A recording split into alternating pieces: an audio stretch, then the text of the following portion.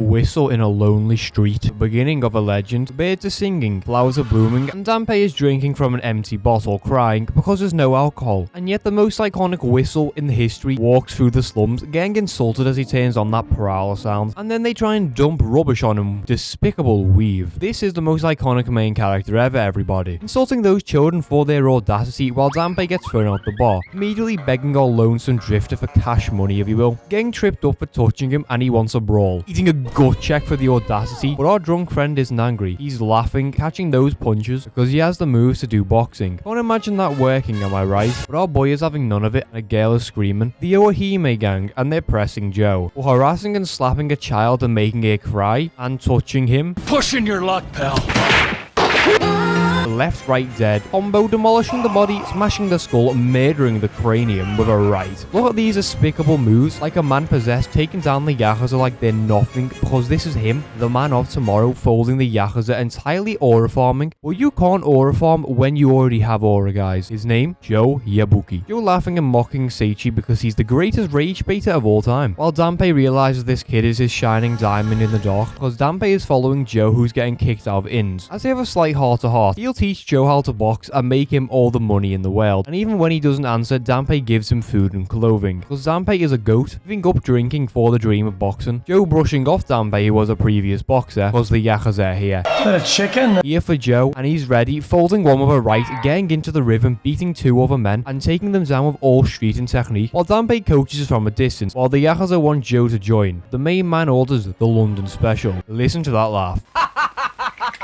That's a demon. Dampe firing a right-left combo because he can't let Joe die, diving over him to protect Joe while the Yakuza kick the literal life out of him. But he can't let go because Joe is his tomorrow. His tomorrow's Joe, if you will. And now prison, because apparently all the Yakuza got hospitalized by Joe. Thankfully he's out of the prison, and Joe has an idea. Recruiting the little children like a little gangster. With the first job, visiting the Yakuza, and oh my god, he looks like a psycho. He's here for cash money for Dampe's injuries, which is pretty fair, but big ears won't give him $1 million. And he wants Joe to be Kiryu. Bro got Goomba stomped while the children are waiting to signal every single 999 number. Joe getting his money and then he gets the police called anyway. What a troll. And then it turns out Joe is taxing the reparations he's giving Dampe. But unfortunately for Joe, Dampe literally don't give one about Joe's goals, nor his mentality. Skipping ahead and we're gambling like a real man. And he called himself the Tanji family, which made him sound like a Yakuza gang. And like most criminals, Joe is running every single scam available. And despite the exposure, people are still purchasing from him. And it also turns out he's scamming the Ohime gang's entire business, getting them pelted and battered. And Dampe gets killed again. It's not going well for our boy, but despite his crippling injuries, story of Dampe's boxing career. More specifically him as a coach calling his boxer a coward with no bitches on his dick, no survival of the fittest, no mentality, and now that boxer is gone, leaving Dampe with nothing. A boxer who couldn't make it, and a coach who couldn't make it either, who just gone to more and more debt, and yet, despite that fact, boxing lived within him. The venom, the power of Joe's punches taking inspiration. They're back and they're bigger than ever, and Joe is folding them, galloping away to the hills, while Dampe's battered corpse crawls to Joe. And the children carry him, and the Yakuza lay completely defeated in crumpled heap, and Joe is looking as perfect as ever. And Joe does want a box, as long as Dampe and him have payment, food, and a home, which is pretty fair for everything, you know? And oh my god, I know that angle. It's the next day, and it's boxing training. Joe is giving that punch bag the business, hitting a majestic dance, but also getting told how you actually throw a punch, through your hips. And Joe decimates the punching bag, hitting the mitts like a real pro, and then knocking Dampe out cold.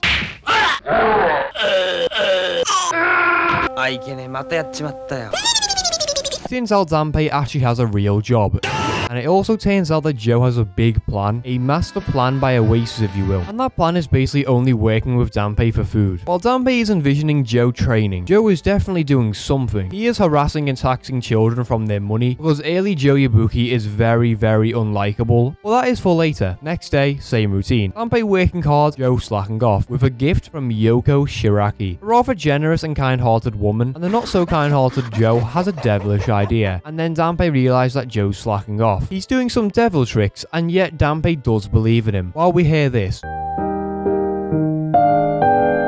I I know this from somewhere. Point is, Mr. Yabuki has managed to get a crowd with Yoko herself, under the guise of helping these children, leading towards Yoko's good faith, and she has way too much of it, providing them with food as she's such a good woman. He's really good with his sob stories, you have to admit, but Joe is quite evil. Elsewhere in the world, a lone Dampe eats a red bun. The same imagery is there, the man of tomorrow, and Dampe's co-workers give him food, and then he sees it. Joe Yabuki's lying scandals, and Dampe is about to transform beyond our wildest dreams, and Joe is laughing due to his cash money. Yoko in turn finding out that Joe is a nasty liar, as our little group now has their own makeshift office, a safe full of delicious money that looks like my YouTube revenue. Life like this sure is sweet, huh?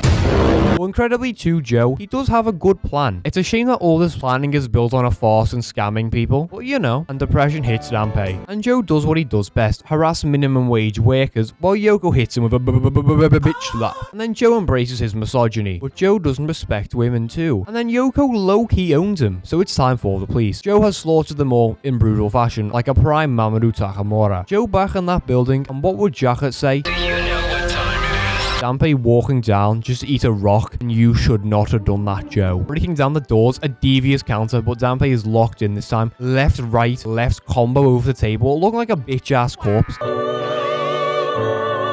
Flipping up with beauty on the counter-attack, but he can't do anything. Uppercut left, and the most violent combination of all time, hitting Joe's literal face into the wall, looking like mush. And good night, sweet prince, you just received a power blow. It's quite melancholic, like Tokyo Ghoul, and Ashita no Joe has a good anime. Joe! Ashita Joe! And Joe is still feeling the effects of that utter obliteration in a confined space. And yet the same guy who brutalized him wants to give Joe food. Dampe is a lovely boy as these children nearly go to war. The depression is high. Dampe feeds the little kids. Joe is a demon in all aspects, but despite the heartbreak, Dampe can feel the fire, the flames blossoming within Joe, asking Yoko, who once more shows how legendary she is, to pass food. And despite his horrid attitude, he ruins it. Like I said, Joe is not likable. You stink! He gets nicer, I swear, with Dampe's worker making an appearance, talking about letters, and that has inspired Dampe. Joe instantly ripping the letter, but boredom is very, very boring. And then he sees the phrase for tomorrow, a lesson. A lesson to learn the perfect jab, how to get that brutal combination. And despite Joe's words, he has nothing better to do. And then he fires it. Speed, power, more professional, firing those quick fire jabs with ease, slicing the air, cause that power, and all of a sudden the kid without a teacher has one. Imagine those punches decimating people within the ring, even if he's stubborn as hell. And Dampe's head looks so round.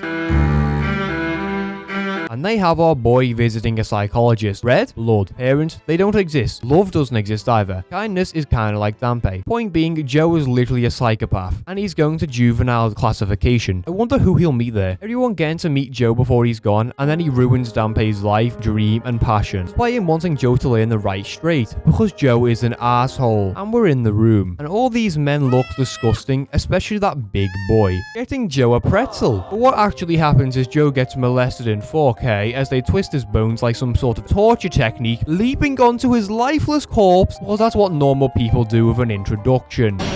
And Dampe's drinking again because his dream is up in smoke. I mean, he is imagining Joe. Elsewhere, Joe is getting violated, but he's saved by the bell. No, but this, that was very vile. And everyone gets their meals, but the corpse has risen from his grave. And everyone knows when you take off your shirt, you're ready for a brawl. 1 dead, 2 dead, 3 dead, flying massive right launched away. And in a matter of seconds, everyone's dead. But the big boss man, the man with all the XP, is ready, firing as Joe hits a quick right, overpowering the man with significant ease onto the table.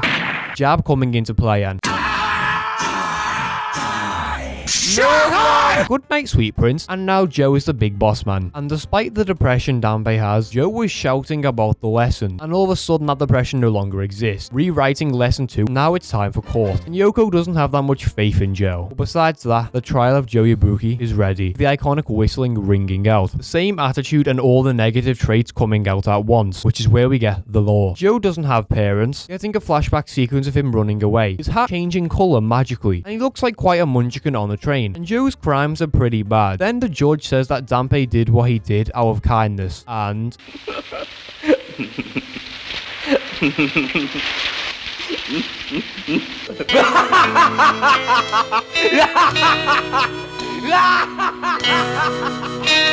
the most iconic laugh and terrifying one you'll hear in your life, because Joe is not having that. Dampe did do it to exploit Joe for money, but he was impassioned by those flames. But Joe doesn't care, and because of this verdict, he will be gone for 13 months. On an island, no less. Thankfully, it's not Epstein's island. Joe making a pathetic individual of himself, but there's always gonna be tomorrow. Even if Joe is adamant against the idea. Joe will be gone for 395 days, and oh my god, it's a monk. No, it's Nishi, and he doesn't want to fight. He's scared, as we see the island in the distance for tomorrow.